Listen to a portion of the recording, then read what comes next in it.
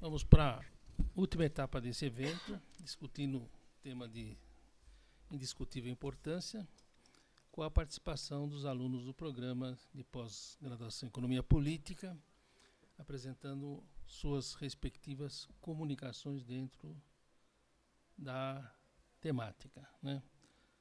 Quem vai dar início a essa fase é a Flávia, né? Vai apresentar o trabalho Plano Nacional de Recursos Hídricos. Okay? Então, nós estamos estimando aí um tempo médio de 10 minutos para cada um, né? E, claro, não é uma coisa assim, lei de talião, mas vamos procurar nos organizar em função do horário e dos compromissos que as pessoas têm após esse evento. Então, Flávia, a palavra é sua. Obrigada. Boa tarde. Eu vou falar rapidamente sobre o Plano Nacional de Recursos Hídricos. Primeiro eu vou apresentar alguns acontecimentos que levaram, né, a gente a adotar essa política. Então, assim, o Plano Nacional de Recursos Hídricos, na verdade, ele é bem recente. A lei é de 97. Mas foi a partir de 1977, com a Conferência das Nações Unidas sobre a Água, que aconteceu na Argentina, que a gente passa a adotar ou acreditar, né, que a água é um recurso realmente importante e finito. Então, a partir dessa conferência, a água torna-se um marco importante. Então, ficou acordado entre todos os povos que todo mundo tem direito à água necessária para satisfazer suas necessidades especiais. Em 87, o relatório Nosso Futuro Comum, da Comissão Mundial do Meio Ambiente, também leva ao conceito de desenvolvimento sustentável, também conhecido como relatório Brundtland. Em 92, a Conferência de Dublin aponta para os problemas relacionados à água, porque até então as conferências sobre meio ambiente tratavam basicamente sobre as alterações climáticas, combate à poluição e controle de resíduos. Com a ECO 92, a preocupação com relação ao desenvolvimento sustentável se potencializa, surge então a Agenda 21. Falar um pouquinho dos recursos hídricos do plano, como eu havia dito, a lei é de 97, e essa lei tem por objetivo a melhoria das disponibilidades hídricas em qualidade e quantidade, redução dos conflitos reais e potenciais do uso da água, bem como dos eventos críticos e a percepção da conservação da água como valor socioambiental relevante, que leva ao tudo que a gente já falou hoje aqui pela manhã. Então, assim, dentro do Plano Nacional de Recursos Hídricos, nós temos esses órgãos que estão aqui na apresentação. Está regido pelo Ministério do Meio Ambiente, com a Secretaria de Recursos Hídricos e Ambiente Urbano, contando com esses 3 departamentos, né, o Departamento de Recursos Hídricos, Revitalização de Bacias Hidrográficas e o Departamento de Ambiente Urbano. Órgãos colegiados, que é o Conselho Nacional de Recursos Hídricos, e a autarquia, que é a ANA, Agência Nacional de Águas. Para elaborar o Plano Nacional de Recursos Hídricos, foi dividido, né, o país foi dividido em 12 bacias hidrográficas. Dessas bacias, cada uma tem um colegiado que tenta representar ou atuar da melhor forma, tendo em vista que cada região conhece os problemas, né, e os seus critérios de atuação de água e tem esse conhecimento. Aqui eu apresento um quadrinho para a gente ter uma noção das regiões, a densidade demográfica e a concentração de recursos hídricos. Os recursos hídricos no Brasil são distribuídos de forma bem desigual, tanto quanto a população. Então, nós temos aqui que na região sul, por exemplo, nós temos quase 48, né, milhões de habitantes por quilômetros quadrados e somente 6,5% da capacidade hídrica, ao contrário do que acontece no norte e nordeste. Aqui eu apresento um quadro falando das áreas, né? Tem a população e a densidade demográfica. Então, a gente vê nos pontos vermelhos, são as áreas de maior concentração demográfica, ao contrário da área amarelinha ali, que a gente quase não vê ninguém. E essa região é que tem o maior potencial hídrico no Brasil. Eu queria mencionar que tudo aquilo que foi dito aqui está muito... O Plano Nacional de Recursos Hídricos ele foi desenvolvido tendo como base a Agenda 21 e os Objetivos de Desenvolvimento do Milênio. Isso está colocado na carta de apresentação do Plano de Recursos Hídricos, que foi escrito pela então ministra do Meio Ambiente, a Marina Silva. Mas o que eu queria colocar, assim, dentro de tudo aquilo que a gente falou hoje, de agenda sustentável, de mega obras, existe uma questão muito importante, que o planejamento dos recursos hídricos não está atrelado a outras circunstâncias. Nós não temos ainda um plano que ligue todos os biomas brasileiros. Existe um desconhecimento de todas as nossas características. Não se pode adotar um plano nacional de recursos hídricos único e exclusivo, porque cada região tem as suas características sociais, econômicas, culturais, climáticas, como foi falado aqui, inclusive, da transposição do Rio São Francisco. E outra coisa que eu queria colocar é que, assim, existe no Plano Nacional de Recursos Hídricos uma preocupação de que ele deve ser difundido e discutido entre a sociedade. No entanto, isso não ocorre de maneira clara nem fácil, porque nosso sistema como um todo é extremamente centralizado. Ele prega, né, a descentralização e a participação de todos os órgãos públicos, mas a nossa administração ainda é bastante centralizada e burocrática. Outro ponto que eu queria colocar é que essas regiões hidrográficas, elas estão mapeadas e nem sempre levam-se em considerações tudo aquilo que elas representam. Em todas as regiões hidrográficas, nós temos problemas com relação à água, e essas alterações se devem principalmente pelo crescimento demográfico, infraestrutura, falta de saneamento e da demanda que nós temos visto aumentar pela água. Nenhuma dessas vertentes está sendo tratada para ser alcançada com vias do fato da sustentabilidade ambiental. Então, eu acredito que, para a integração de todas essas políticas, é essencial promover o aproveitamento adequado das águas para atuais e futuras gerações. Isso não é uma coisa que eu acredito, que está presente em todos os códigos, em todas as comissões que foram feitas internacionais, acreditando que nós devemos manter os recursos para as gerações atuais e futuras, que isso está baseado no conceito de sustentabilidade, né, um dos pilares. E, principalmente, com relação aos recursos hídricos, existe uma falta de integração entre os demais aparelhos ou leis. Não existe hoje o Plano Nacional de Recursos Hídricos, apesar de estar vinculado ao solo, não existe uma integração entre o zoneamento ecológico e econômico, política fundiária, a política urbana e o Estatuto das Cidades. Então, tudo isso leva a políticas provavelmente errôneas, a mega obras que não solucionam o problema, pelo contrário, ou acarretam de outras formas, como perda de biodiversidade, perdas econômicas, além de estar levando ao fato de aumento de resíduos que levam ainda mais à poluição ambiental e principalmente a poluição das águas. Então, partindo de tudo isso que eu falei, eu concluo dizendo que a efetividade da gestão institucional de recursos hídricos requer a necessária articulação entre as ações e as políticas setoriais a cargo dos diversos órgãos e entidades federais, alinhamento entre as políticas de saneamento, irrigação e resíduos sólidos.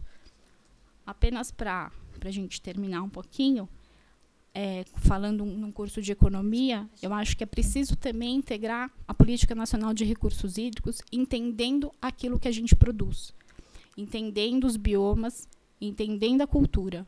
Não é possível implantar políticas públicas referentes a resíduos, a recursos hídricos, sem entender todo o contexto nacional. Obrigada.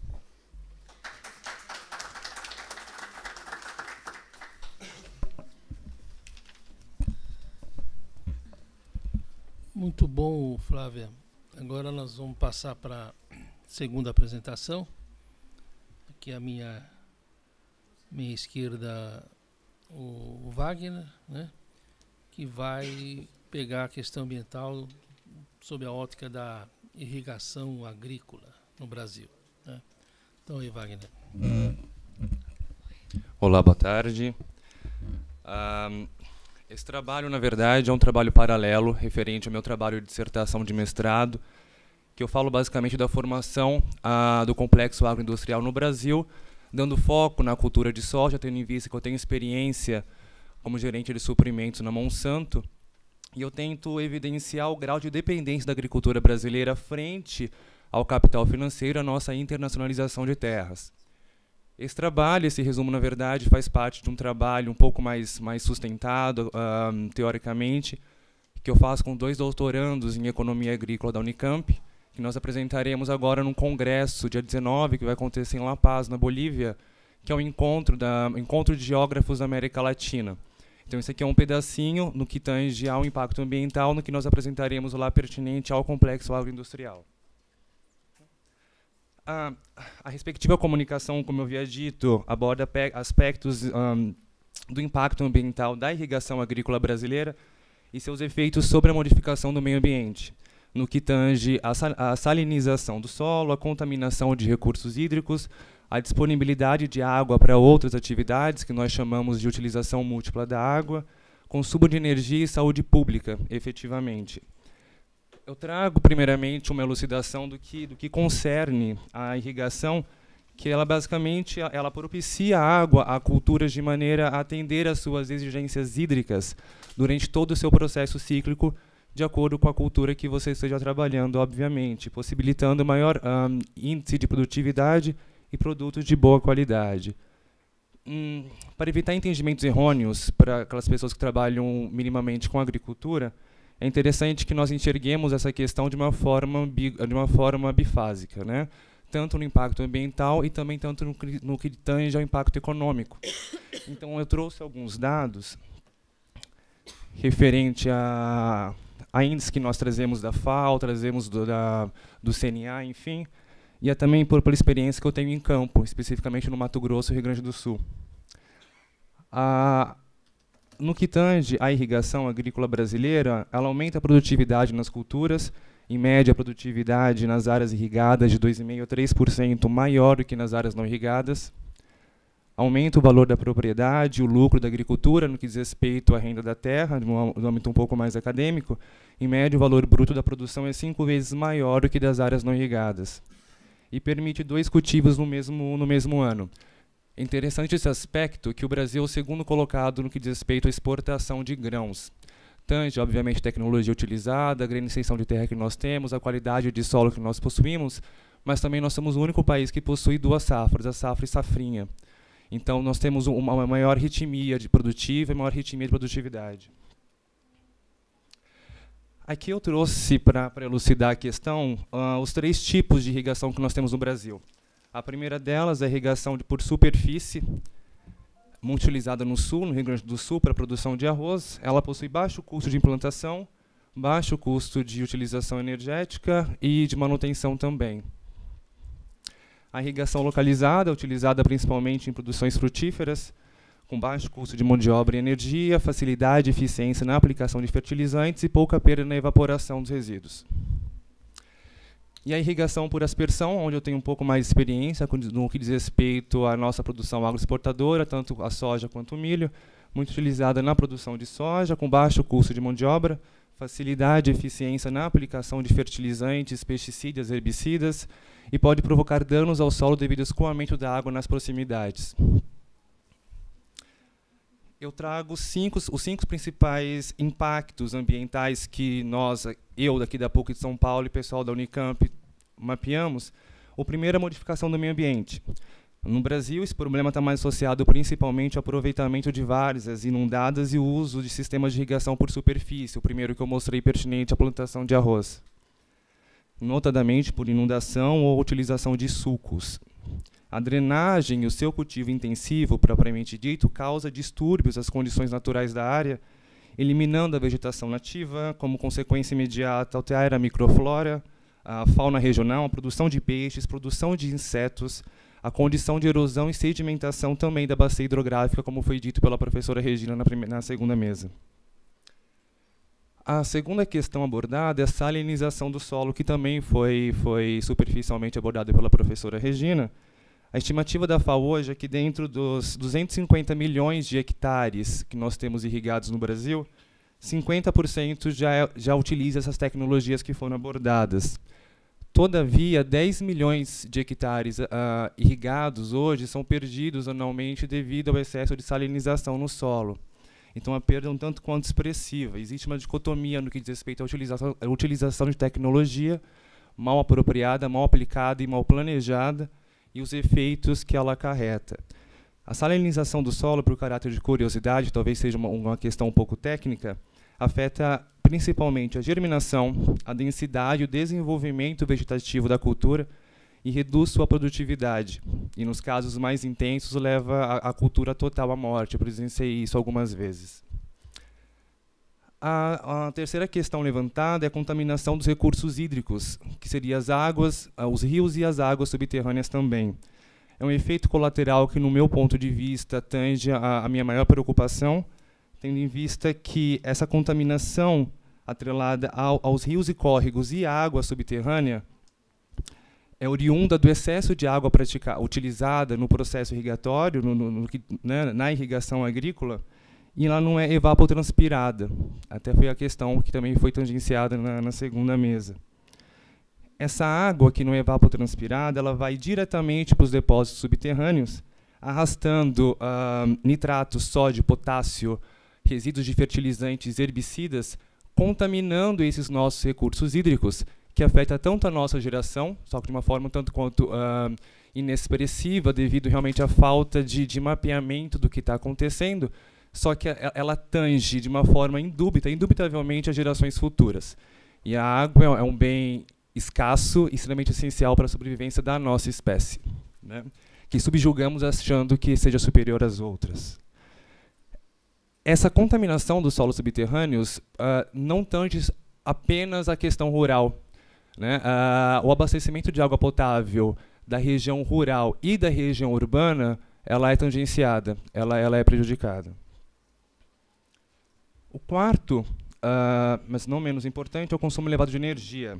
Dentre as atividades rurais, a irrigação é uma das práticas utilizadas na produção agrícola que mais consome energia elétrica no país. Atualmente, ao se fazer uma análise de avaliação de projeto de irrigação, as modificações sugeridas para melhorar a eficiência e otimização do processo e utilização do recurso hídrico têm como consequência direta a redução do consumo energético. É cada vez mais comum verificar que os benefícios econômicos de uma melhoria de manejo e irrigação está mais relacionada com a redução de custo com energia do que com possível aumento de produtividade. O último impacto, o que eu acho um tanto quanto curioso, que é pouco questionado, aliás, é pouco estudado, é o problema de saúde pública. Há muitas evidências mundiais, estudos que eu vivenciei no Equador, agora no Habitat 3, conversando com alguns dirigentes da FAO, é que o processo de irrigação impacta fortemente, incorre impactos ambientais responsáveis por problemas adversos à saúde pública, de uma forma muito direta. A contaminação de irrigantes durante o processo de condução e irrigação contamina comunidades próximas à região, à área irrigada, e contamina os usuários de produtos irrigados também no Brasil. Tem-se observado a propagação de esquistossomose e proliferação de mosquitos, o que foi também tangenciado pela professora Nair. De modo geral, tem-se verificado a ocorrência de verminose, cuja contaminação se dá por meio do consumo hortifrutigranjeiro, cuja contaminação se dá pelo consumo desses produtos contaminados pela água de irrigação. Daí a necessidade de considerar a possibilidade de propagação de doenças por meio da irrigação em todos os seus aspectos. Para concluir a comunicação, embora os grandes benefícios advindos do uso da irrigação sejam incontestáveis, os projetos de irrigação podem causar impactos benéficos quanto adversos ao meio ambiente, né? A qualidade do solo e da água, a saúde pública, os aspectos socioeconômicos da região, enfim. Geralmente, sistemas de irrigação mal dimensionados, mal planejados e mal manejados, principalmente, é o que eu verificava de uma forma empírica no campo, sem uma drenagem adequada dessa água residual do processo de irrigação, provoca os maiores e mais graves impactos ambientais. No nosso ponto de vista, no grupo de estudos, é possível, sim, participar direta e indiretamente da expansão da irrigação no Brasil e de grupos de pessoas que se preocupam com o meio ambiente, né? Esse encontro aqui é um grande exemplo disso. Por isso, pode-se afirmar de uma forma concisa que o uso racional e o crescimento bem planejado da irrigação, sem prejuízo para o meio ambiente, são sim viáveis. Ou seja, tem-se que pensar, ensinar e praticar a irrigação com ênfase de uma forma muito forte, muito objetiva, na sustentabilidade ambiental. É dessa forma que nós acreditamos que a nossa falsa agricultura, né, essa falácia agrícola, essa pedante agricultura brasileira, só vai conseguir dar bons frutos efetivamente com essas boas práticas ambientais. Obrigado.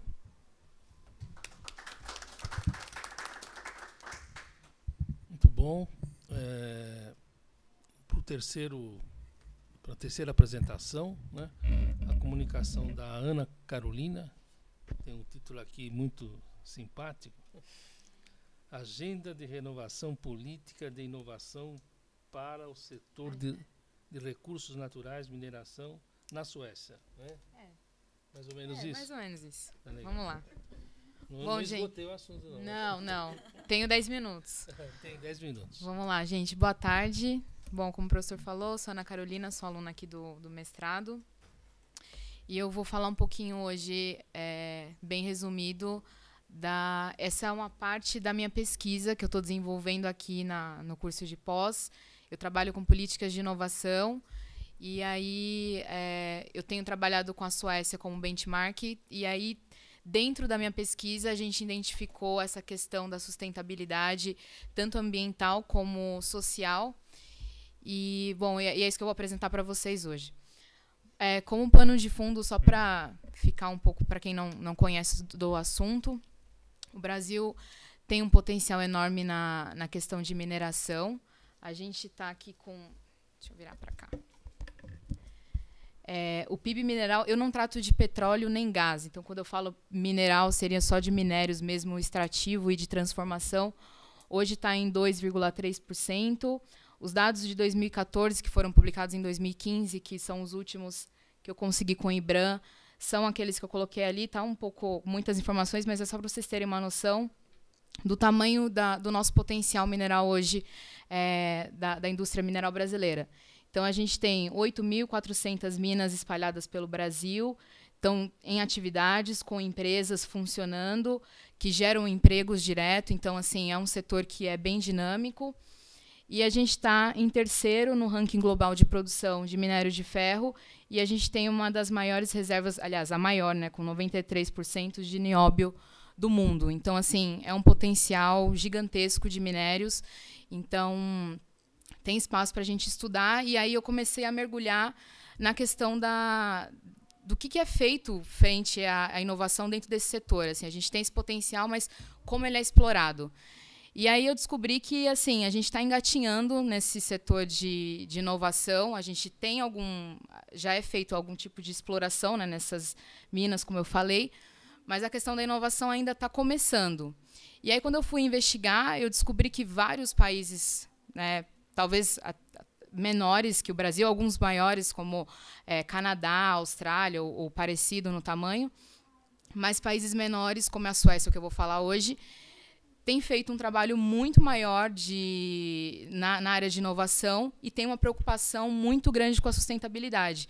Quando a gente pensa em inovação, a gente, de repente, pensa só na tecnologia, em como explorar melhor, e a gente esquece a questão da sustentabilidade, e eles trazem isso muito forte na política deles, de como fazer isso, como os meus colegas falaram, de uma forma que não agrida o meio ambiente, não agridam as pessoas, a sociedade, e como a Flávia colocou, para a gente pensar no futuro. Assim, é difícil pensar no futuro se você não tem essa preocupação hoje. Você pode passar, por favor? Eu coloquei aqui também algumas informações sobre a Suécia, só para vocês entenderem do que eu estou falando.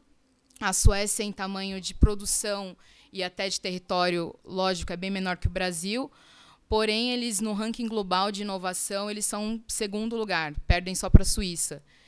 E, na área de mineração, eles são a referência hoje como eu já acabei de dizer, nessa questão de explorar os recursos de forma que se preocupe com a sustentabilidade, mas não deixe de fazer alguma coisa, de produzir e de explorar cada vez mais.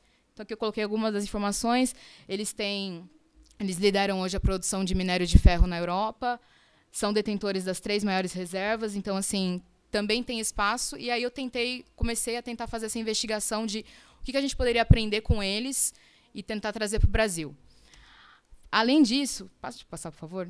A gente tem um acordo entre Brasil e Suécia, eu não sei se vocês conhecem. O acordo hoje ele é conhecido mais pela questão dos caças, né, o projeto Gripen, mas dentro do acordo que foi assinado em 2009, e a presidente Dilma, na época, renovou em 2015, eles fizeram esse acordo entre Brasil e Suécia para justamente promover a pesquisa, a tecnologia, a ciência e inovação.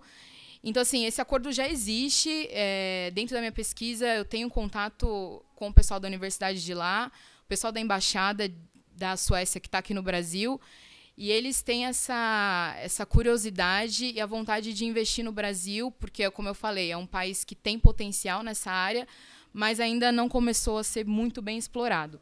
Então, aqui eu coloquei algumas informações sobre o acordo. Hoje, devido ao acordo, a gente já teve 5 semanas de inovação. Ano passado eu participei de uma. E, enfim, alguns detalhes aí sobre o acordo. Pode passar. E aí pensar por quê, né? Eu falei, eles são uma referência, por quê? Eu dei uma pincelada no início, mas por que eu achei interessante trazer essa discussão para o seminário do NASCE hoje?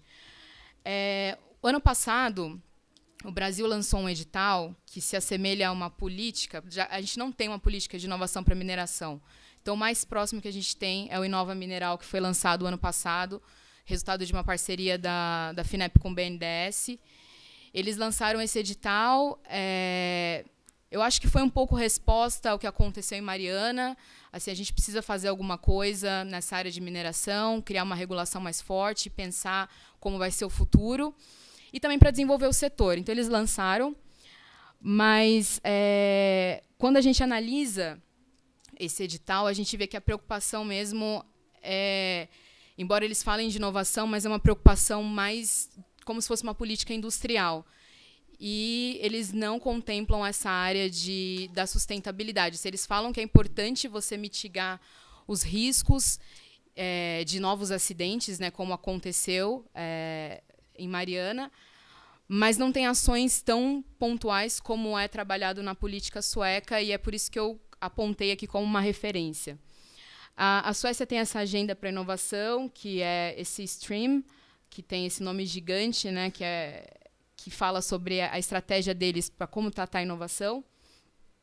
E aí eles atuam em 7 áreas, que além da própria exploração, mineração, como otimizar essa exploração mineral e o processamento dos minerais, eles têm uma preocupação com a reciclagem, com a performance ambiental, e o que eu acho mais interessante é a preocupação com as pessoas, a sociedade, como a sociedade que vive em torno das minas ou que é impactada pelo trabalho da mineração vai viver ou vai, enfim, continuar vivendo no futuro. Então, eles têm uma preocupação muito forte com locais de trabalho, com igualdade de gêneros na indústria. Então, assim, a capacitação tem que ser não só para homem, mas para mulher na mesma proporção, não só para a área urbana, né, pensar em Estocolmo ou Gotemburgo, não, eles aplicam para as áreas mais remotas. Inclusive, a Universidade de Ponta deles de tecnologia fica super ao norte, assim, é um lugar super vazio, não tem nada na cidade, uma cidadezinha, e é um centro de pesquisa deles, porque eles acreditam que as oportunidades para que o setor se desenvolva tem que ser de forma igualitária. E uma das coisas que eles consideram muito, inclusive eu estava conversando com o pessoal de lá, é que eles falam assim, uma coisa que a gente pensa diferente do Brasil é que a gente não desenha uma política só pensando no resultado. Ele fala, um dos ministros até me falou assim, se você for pensar a política de inovação, ele falou, não faz tanto sentido porque a inovação ela surge no ambiente. Ele falou, você não projeta uma inovação, né? Ele falou, isso aí não é inovação, a inovação ela vai surgir do seu ambiente. Então, eles acreditam nisso, que você ter um ambiente sustentável, que seja tanto para o meio ambiente, mas como para as pessoas, que permita com que no caso da mineração, né, que é o que eu estou tratando, se desenvolva, isso sim vai fazer com que a economia nesse setor deslanche. Então, essa a referência que eu vou tomar na minha pesquisa para o Brasil, porque o Inova, como eu falei, ele foi lançado há pouco tempo, a gente ainda não tem certeza quais são os rumos que vão ser tomados. Assim, eles lançaram o edital para as empresas, tem algumas implicações, mas a gente, vamos ver se no futuro, né, avaliar os impactos do Inova no setor de mineração brasileiro, como vai ser feito a questão das explorações, como serão feitas as avaliações de impacto.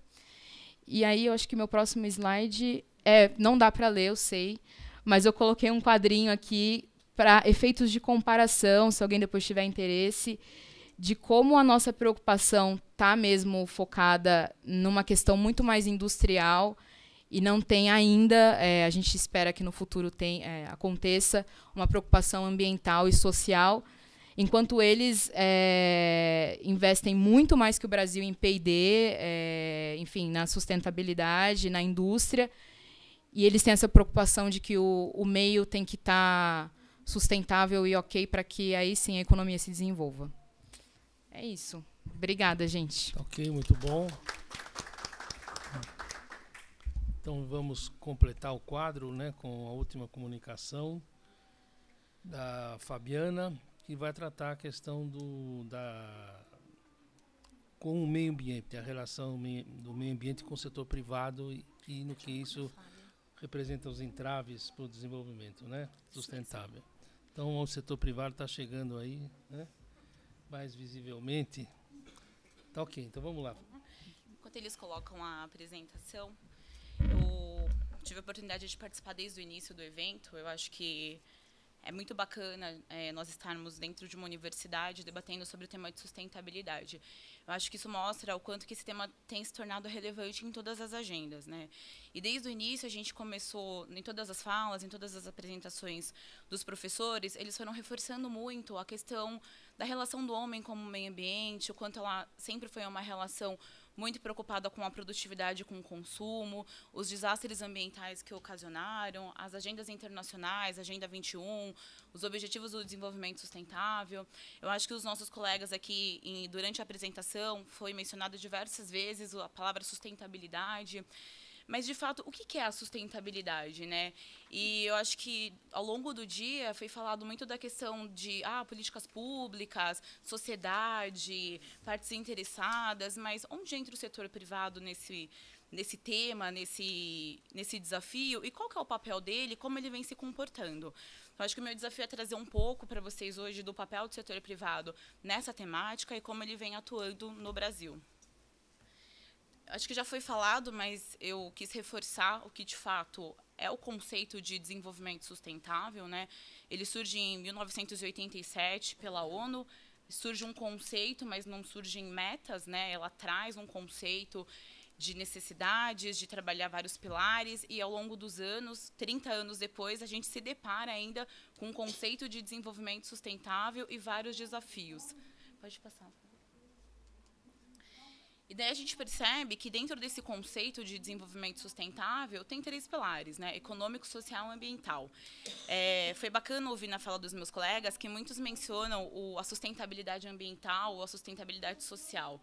Mas, no meu ponto de vista, a sustentabilidade ela só vai ser sustentabilidade se os 3 pilares estiverem em equilíbrio, né? Então, se a gente pensar em trabalhar partes separadas, nosso modelo não vai ser, de fato, sustentável. E, ao longo dos últimos anos, a gente observa que esse modelo ele ultrapassa 3 pilares, né? Ele começa a trabalhar muito questões sociais. A gente tem aí, nos últimos anos, uma crescente problemática relacionada a direitos humanos, né? Que também é um problema de sustentabilidade. A questão ambiental, com as crises ecológicas, ela se reforça e se potencializa ainda mais. Então, a gente percebe que um modelo de 3 pilares ele sofre uma ampliação muito grande, né? Que é necessário e preciso olhar para ele de uma forma mais macro, né, e mais universal. E daí onde entra o setor privado, né? Quando a ONU tratou o conceito, foi uma ótima estratégia de marketing. A gente começou a olhar muitas empresas se intitulando como empresas verdes, empresas sustentáveis. Começaram a surgir os grandes relatórios, o nicho de emprego para os GRIs, os relatórios de sustentabilidade, que na teoria eram lindos, né? Então a gente olhava ali as empresas, poxa, eu sou 100% sustentável, eu faço diversas coisas, eu faço ações sociais, e isso de fato me mostra sustentável. Por muitos anos isso foi aceitável, né? A sociedade ela enxergava isso, a gente tem várias empresas que foram intituladas como empresas verdes e empresas sustentáveis. Pode passar, Flávia. Mas a gente teve nos últimos anos uma ampliação desse conhecimento e a proliferação de um marketing verde, que ficou famoso como greenwash, né? Onde as empresas elas se intitulavam, né, da porta para fora, mas internamente elas não eram nada sustentáveis. E a criticidade em relação ao tema, o conhecimento, ele foi se tornando mais amplo e acessível. E as pessoas começaram a levantar bandeiras, falar, não, tem coisas erradas. Essas empresas não são 100% sustentáveis ou não são sustentáveis e estão, de alguma forma, contribuindo com diversas degradações e causando vários entraves ao desenvolvimento. O discurso e as práticas não correspondiam, né? Então, a gente tem aí, nos últimos anos, diversos bancos com financiamentos inadequados que causaram degradações ambientais, empresas poluidoras, né? A gente sabe que, segundo dados do IPCC, 90% das causas hoje de mudança climática são causadas por ações humanas, e, em grande parte, pelas empresas, né? Então, a gente viu que, ao longo dos anos, o discurso e a prática não condizia, e, pior que isso, foi se potencializando e o agravamento dessas questões. Daí que eu trago alguns exemplos de ações que contaminaram, acho que na parte da manhã foi brilhantemente assim, explicado, passado por isso, o quanto que essas ações, de fato, contribuíram com a degradação. Eu acho que nos últimos anos isso potencializou muito, né, evoluiu. Acho que hoje, quase que diariamente, a gente vê na mídia especializada uma matéria sobre um investimento que foi... Um banco que fez um investimento errôneo, que não fez uma análise de risco e trouxe vários danos àquele ambiente, questões de gases de efeito estufa elevado, dados de empresas que poluíram de forma errônea. Então, acho que isso está muito presente no nosso dia a dia. Pode passar. O que a gente espera, de fato? O que deveria ser, né, na teoria ou uma prática, o setor privado e a sustentabilidade, né? Eu acho que a sustentabilidade ela não pode ser apartada da estratégia de negócios. Ela tem que ser inerente à missão e à atuação dele. Então, é preciso que o setor privado ele tenha isso dentro da agenda dele. Não pode ser algo que é da porta para fora. A gente só vai poder dizer que uma empresa, de fato, ela contribui com as questões sustentáveis se isso for inerente ao negócio e à estratégia de atuação dele. Então, até brinquei com os professores anteriores, eu tento ser uma otimista em relação ao tema, né? Pode parecer loucura, mas eu acho que a gente tem um movimento muito grande no Brasil nos últimos anos, né? A gente teve, sim, várias empresas com marketing verde, com esse greenwash, mas a gente percebe que, hoje, ser sustentável não basta estar no discurso, porque a questão ambiental ela não está só mais na mão dos ambientalistas, né? A gente está aqui com a maioria economistas discutindo meio ambiente e sustentabilidade. Não é à toa, né? Os recursos já foram provados que eles não são infinitos, eles são finitos. E a preocupação com eles é essencial, porque demonstra a nossa sobrevivência. Então, se uma empresa não tiver essa preocupação, isso mostra que, no médio e longo prazo, ela vai morrer. Ela não pode mais continuar fazendo negócios com o único foco no lucro. Então, acho que a gente tem um movimento positivo em relação a isso. E eu acho que isso mostra o quanto a gente tem uma mídia especializada cada vez mais em relação a isso, né? Então, você tem fomentando o tema, seja na universidade, seja para uma população de uma forma geral, está na pauta. Você tem uma cobrança de transparência por parte das empresas, você tem uma cobrança de iniciativas que, de fato, promovam esse desenvolvimento. Eu acho que, quando os palestrantes anteriores falaram sobre a questão de avaliação de impacto dos projetos, consulta a stakeholders e partes interessadas, isso mostra o quanto as iniciativas elas têm que ser transparentes em alinhada aonde ela está fomentando o negócio. Então, você tem aí um movimento positivo em relação à forma que essas empresas estão atuando. Porque, de fato, ela tem que estar no negócio que eu faço com cliente, com fornecedores, eu tenho que fomentar toda a minha cadeia, ela precisa estar inserida na minha operação. e ela precisa estar totalmente inserida na minha relação com a comunidade. Eu tenho, sim, uma responsabilidade com a comunidade. Eu tenho que, de fato, estar trabalhando e atuando ali. E essa transição, ela é global e urgente, né? Eu acho que ao longo do dia isso ficou muito claro para a gente, que existe sim um movimento, né? A gente vê a agenda pública fazendo uma parte, a academia fazendo outra, e o setor privado também precisa começar a ter esse movimento. E a gente tem propulsores, né? Porque, como dizem, não tem almoço grátis, né? Estou fazendo não porque eu sou bonzinho. Tenho uma preocupação, mas eu tenho uma ampliação de regulações ao longo dos últimos anos. Então, em 2015, o Banco Central instituiu uma política de responsabilidade socioambiental para todos os bancos, que eu acho que isso é um avanço gigante para o mercado financeiro, punitivo, né? A gente tem, recentemente, aí, vários bancos com multas milionárias por financiamentos indevidos. A gente tem outros centros também que fomentam e regulam muito o setor industrial. Você tem várias certificações, várias exigências que eles precisam cumprir ou eles serão, de fato, atuados. Então, o tema sustentabilidade, ele não pode ser mais um marketing. Se ele não for aplicado, de fato, ele começa a pesar no bolso dessas empresas. Então, você tem aí uma tendência. E daí eu destaco um pouco a questão dos índices de mercado. Eu acho que a gente tem um movimento positivo. Ali a gente tem o índice Dow Jones de sustentabilidade, que existe desde 99. É o índice da Bolsa de Nova York, que ele avalia a performance sustentável das empresas. Você tem o ISE, que é o índice da Bolsa, que avalia também a questão sustentável das empresas. Ele é da BMF aqui. E o CO2, que trabalha a questão de crédito de carbono. E a gente observa que esses índices, eles tendem a ser cada vez mais críticos.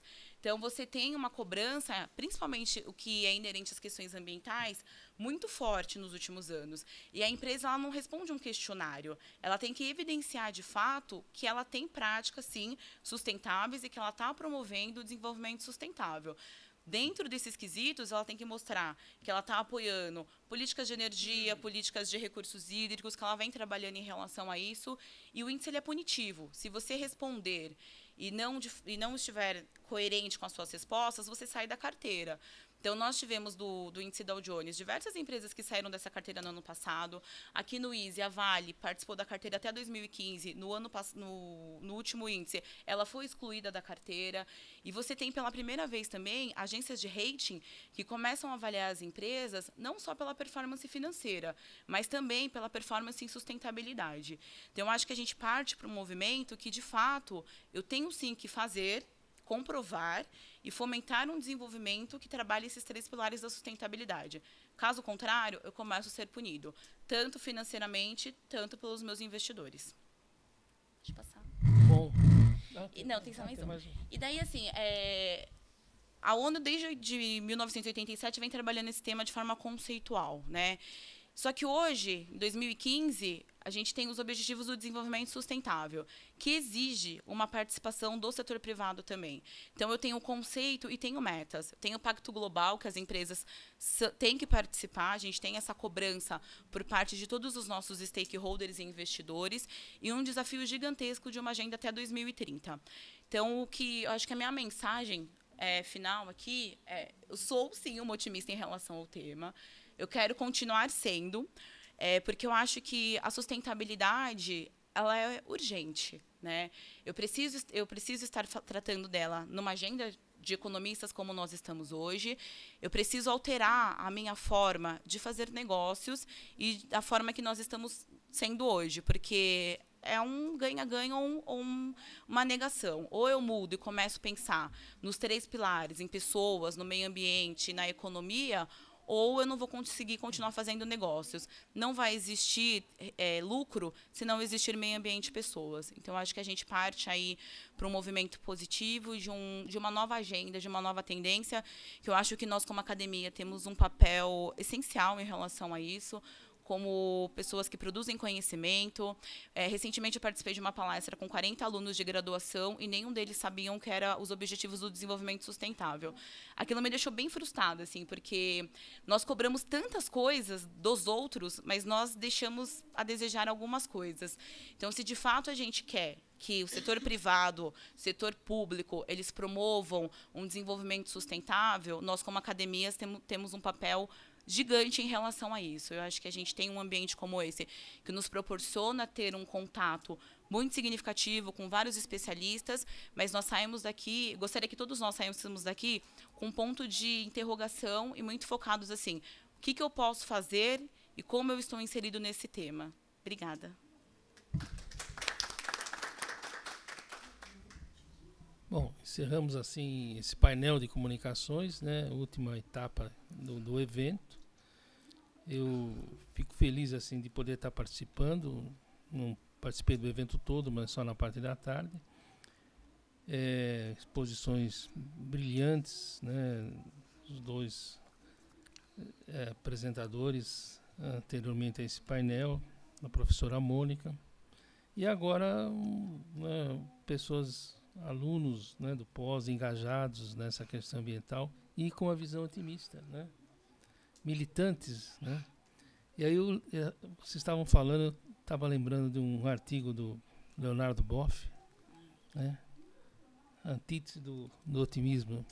O capitalismo será destruído pelo planeta Terra. Sim. Eu também tenho algum pessimismo, se me permitem, né? O velho Marx dizia no 18 Brumário que o capitalismo não tem nenhum compromisso com a democracia. Também não tem com o meio ambiente, né? Sim. Mas nós não podemos desistir. Tá legal, pessoal. Parabéns para vocês aí. Tá muito bom. Obrigada. Então encerramos.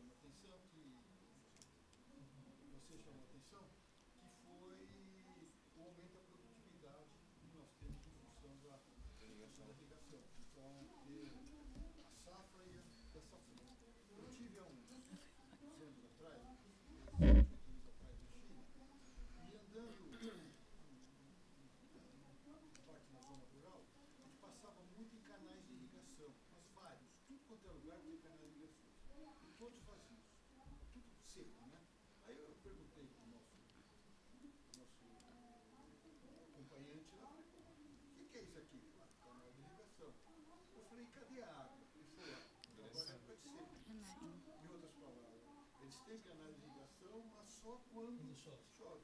Porque senão baixa o rio. Em outras palavras, olha que coisa interessante. O que é bom para nós? Vamos dizer, um grande produtor de agricultura irrigada, mas ao mesmo tempo nós estamos fornecendo, está sendo usado, o fator de produção mais escasso que nós temos hoje, que é a água. Sim. Que é o ouro branco, né? Exatamente. Então, na verdade, quando nós estamos exportando alimentos, nós estamos exportando água também. Existe até um trabalho que fala desse movimento da exportação da água, né? Que em toda a cadeia produtiva, o que você produz e quanto você exporta da água, né? Roscra, eu não sei pronunciar exatamente o nome, mas ele tem um trabalho nesse sentido e ele mede a água, ele fala da água verde, água azul e água cinza, que são assim, a água pura, a água que já é meio poluída e tratada nesse processo. E quando a gente fala de irrigação, a gente não está falando só daquela água que a gente vê, né? Água do rio. A gente está falando muitas vezes de águas subterrâneas. E que a gente não tem conhecimento do quanto a gente utiliza, de quanto a gente polui. E assim, ao poluir na irrigação, o quanto isso volta poluindo novamente a água. Então é um ciclo complicado, né? Nós, um país agroexportador. Aí ainda vem essa questão da carne. Então, a gente está, assim, num processo muito complicado. Quando a gente fala em água, né, desde o início do meu mestrado, que eu venho tentando falar de água, né? E, assim, meus colegas que acompanham sabem dessa minha preocupação.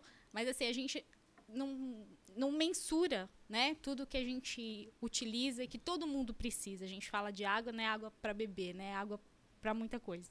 Então, assim, é um processo, é um ciclo muito complicado que a gente deve olhar com mais atenção. Tem uma coisa interessante, né? É estratégico, né? Sim. Nós somos portadores de água. Será que isso isso é bom ou é ruim, né? Tendo em vista que isso é um fator tremendamente escasso. Mas muito interessante os dados colocados aqui, excelentes. Obrigada. Temos a pergunta do professor Lacerda, do Isaac, né? Então, faça favor. Obrigado, parabéns. Eu já vi o painel todo, a parte que vi. Achei interessante vocês estarem antenados, né, nesses temas tão relevantes, tão atuais. Tem uma pergunta para a Ana Paula e outra para a Fabiana. Ana Carolina. Ana Carolina, desculpa. A nova gestão do BNDES está... você falou lá 2016 que foi implantado o Inova, né? Em novembro. Então, os exterminadores do futuro do BNDES estão sintonizados com essa pesquisa. Só tira a geração. E, Fabiana, como é que você vê a relação entre corrupção e sustentabilidade? Sim, ela é super atuante. Eu acho que até há uns 2 anos ela era totalmente distinta, tá? Sustentabilidade era abraçar árvore e cuidar de crianças, tá?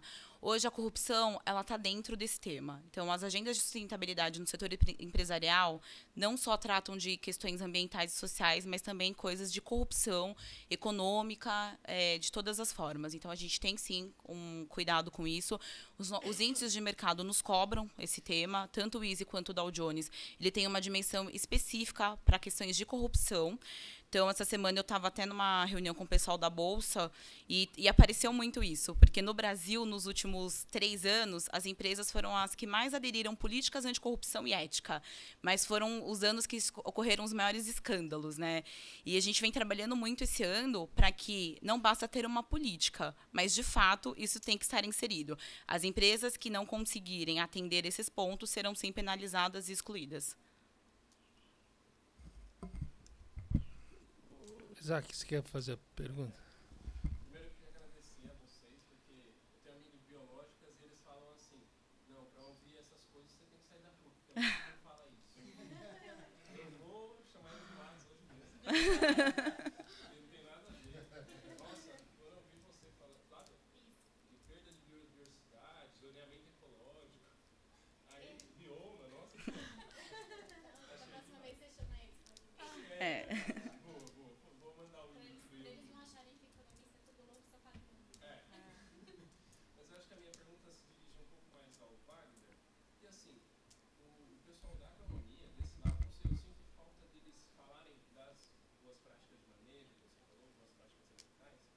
Relacionado à irrigação. Eu acho que eles ficam muito assim, por exemplo, dado econômico, o pagamento por serviços ambientais, falam de restauração florestal, trocar agrotóxico por controle biológico das populações de praga agrícola. Mas eu acho que não fala tanto de irrigação. Eu achei legal sua apresentação, porque tocou em tudo da área que você falou deles, né, que é técnico, até de amigos, né, de doutorado, na verdade, eu trabalho em conjunto com 2 doutorandos do grupo de governança de terras da Unicamp. São do IE. Eles não são agrônomos, são economistas como eu. E nós vamos apresentar, sim, no Congresso Latino-Americano, lá na Bolívia, uma conferência de geógrafos. Essas informações são oriundas realmente de um estudo mais aprofundado da formação do complexo agroindustrial no Brasil. E quando nós nos encontramos na Unicamp, um seminário que ocorreu no passado, no fim do ano passado, eles detêm um conhecimento muito forte voltados ao direito da terra. E eu mais à prática e o conhecimento histórico graças à professora Regina. Então foi uma combinação perfeita e no que diz respeito à produção acadêmica. E atrelado a essa produção acadêmica, a gente conseguiu enxergar outras vertentes da problemática estudada. Obviamente que o mestrado ele exige que eu foque, que eu direcione os meus estudos para um único ponto, de uma forma muito certeira.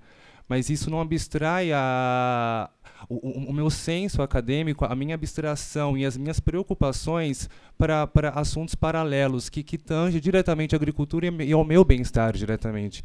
E a minha vivência empírica no campo, Mato Grosso, Rio Grande do Sul, viajando no Brasil inteiro, vendendo uma mentira, que era a transgenia, me trouxe mais vontade em estudar a agricultura, os seus malefícios, compreender os seus benefícios, mas, sobretudo, saber qual vai ser o impacto para as futuras gerações.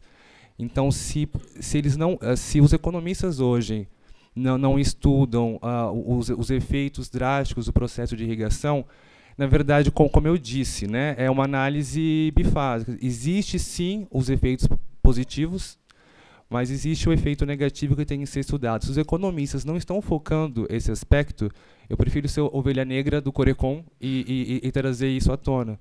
É o meu papel como cidadão, meu papel como pesquisador, e é meu papel em prol de preservar, enfim, meus sobrinhos, enfim, as futuras gerações que aqui estarão. É difícil, né? Senão você fala de tudo, mas não toca a irrigação. Fala da água, né? Eu sinto falta disso um pouco, eu achei legal. O economista trazer é o ponto final de tudo, né? É o ponto final de tudo, só que os estudos deste artigo especificamente, eu não trato diretamente a água. A água, para a gente, está sendo uma ferramenta de nitratos, detritos de agrotóxicos e no manejo de campo. Por isso que a Flávia iniciou a retórica para trazer com mais profundidade o que está sendo tratado. Então, a água, para mim, é um veículo dos malefícios utilizados no processo de irrigação e a fotontranspiração e assim sucessivamente. Obviamente que os assuntos são altamente interligados, mas o foco do nosso estudo é quais são os malefícios dos dejetos oriundos da própria agricultura e as práticas errôneas de irrigação que acontecem no Brasil devido a diversos fatores tecnológicos, regulação e assim sucessivamente. Professora Regina, quer fazer uma pergunta, professora? Em primeiro lugar, parabenizar vocês todos. O Wagner foi essencial para a organização desse seminário, né? Agradecer os colegas que deram apoio, agradecer ao Raci, a Mônica. Né? Infelizmente eu não pude estar. Eu estava com o embaixador Breiter e com o professor Tivinho na questão do acordo. Ele veio de Brasília para isso, então, nas conversações com ele. Mas eu vi um pouco a parte da Ana e a parte da família. Né? Eu acho que, como nós estivemos juntas, né? O semestre passado, o ano passado, o que vocês avançaram, né, dentro do projeto de vocês, da pesquisa de vocês. Então, eu quero parabenizar as duas. Né? Mas eu penso que é bom vocês não esquecerem algo que o Ladislau essa manhã colocou. Né? Sou profundamente pessimista, que não me impede que minhas ações sejam otimistas. Não é? Quer dizer, é um pessimista com ações otimistas. Não é? Eu acho que é ainda um longo percurso, sabe? Eu vejo a FEBRABAN falar em desenvolvimento sustentável, né? E o Dow Jones está medindo a sustentabilidade, né? Ou a Inova, por exemplo, que pertence a essa marca, né? Então, é uma coisa que a gente precisa, e a forma como o BNDES solta o dinheiro para os bancos particulares é uma forma que a gente tem que olhar com muito cuidado, sabe? E a outra questão que eu coloco é que vocês não podem esquecer jamais a definição territorial brasileira, né? E a realidade múltiplas brasileiras, sobretudo em estudos comparativos com realidades muito menores do que a nossa, né? Então, aqui as coisas são muito mais complexas. Mas eu acho que todos estão de parabéns. Infelizmente eu não assisti de todos, perdi a mesa da Mônica, né? Que eu gostaria muito de ter acompanhado, mas eu acho que na publicação e também estamos gravando, muito obrigada, Mônica. Eu saúdo o professor Iusal, que se deslocou aqui. É uma das pessoas que eu aprendi a respeitar, né? E a seguir os longos debates dele, né?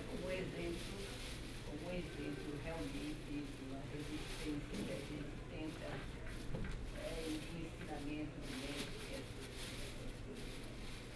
isso. Mais alguma questão, alguma manifestação? Podemos considerar encerrado o evento, eu queria, por último, parabenizar o NASCE, né, por esse trabalho, todo mundo que está aqui, quer dizer, apesar do pessimismo, quem for pessimista, né, a ação, é isso aí. Minha mãe sempre me dizia, faça a sua parte, né, temos que fazer mesmo, né, não podemos abrir mão disso. Então é isso aí, pessoal, está todo mundo liberado para cuidar do meio ambiente.